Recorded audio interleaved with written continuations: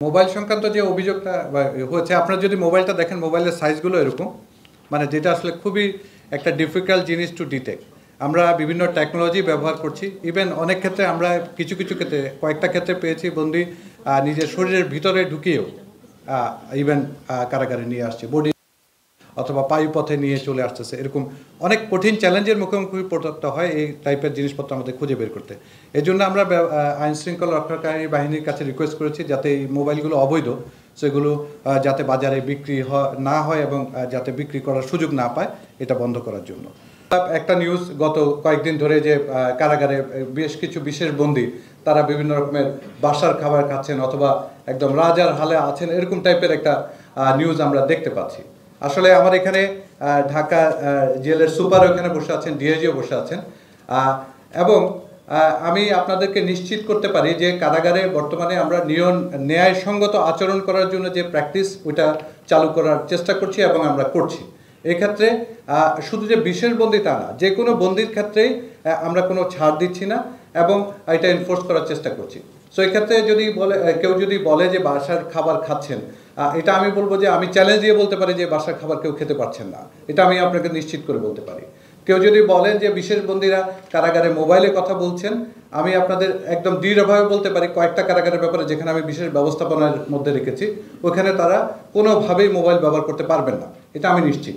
But ওনারা ব্যবহার অন্য জায়গায় করছেন কিনা, বিকজ সকল সময় কিন্তু এই বন্দীরা আমাদের কাছে থাকে না। আপনারা জানেন তারা রিমান্ডে যান, অনেক সময় আদালতে যান, ওই সময় কিন্তু আমাদের কন্ট্রোলে বিষয়গুলো থাকে না।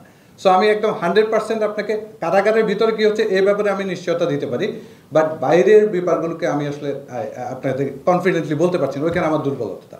প্রথম হচ্ছে যে অ্যারাউন্ড এখনও 700-র অধিক বন্দী এখনও পলাতক আছে, যেটা আসলে খুব সিগনিফিকেন্টলি ইমপ্রুভ করে না। 700 মিসিংয়ে আছে আমাদের, এখন পর্যন্ত আইন শৃঙ্খলা রক্ষাকারী বাহিনী তাদেরকে গ্রেপ্তার করতে সক্ষম হয়নি।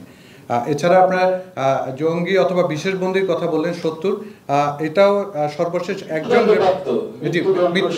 জি সব মিলিয়ে যে 70-এর কথা বলছি, এই 70-এর মধ্যে সর্বশেষ একজন আমাদের তথ্যমতে গ্রেপ্তার হয়েছেন, বাকি 69 জন এখনও পলাতকই আছেন।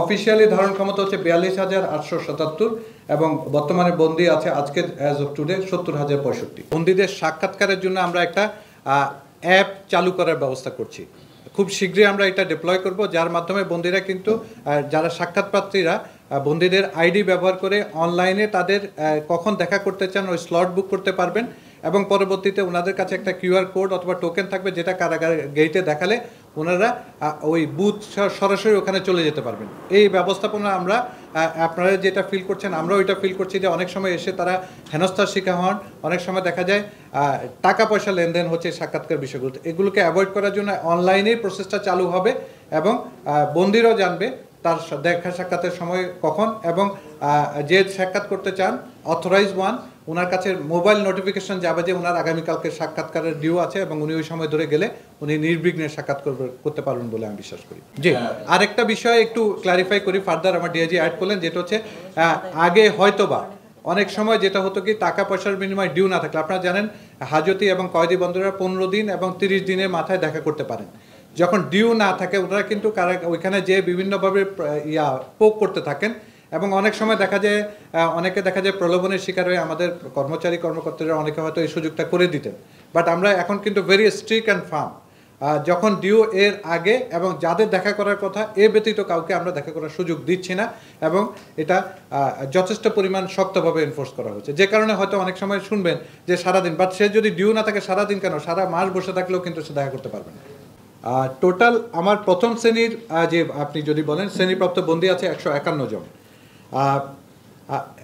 আমার কাছে এর বাইরে যারা আছেন, আমরা যদি বলি একটু বিশেষ বন্দী যারা হচ্ছে সাবেক মন্ত্রী, প্রতিমন্ত্রী, উপমন্ত্রী অথবা সংসদ সদস্য, সরকারি কর্মকর্তা, এরকম 24 জন আছেন যারা আসলে ডিভিশন পাননি বিভিন্ন কারণে। 151 জন এখন ডিভিশনধারী বন্দী আছেন। জি, এখানে 151 জন ডিভিশন প্রাপ্তর মধ্যে সাবেক মন্ত্রী, প্রতিমন্ত্রী, উপমন্ত্রী আছেন 30 জন, সাবেক সংসদ সদস্য আছেন 38 জন, সরকারি কর্মকর্তা কর্মচারী আছেন 70 জন এবং অন্যান্য আছেন 13 জন।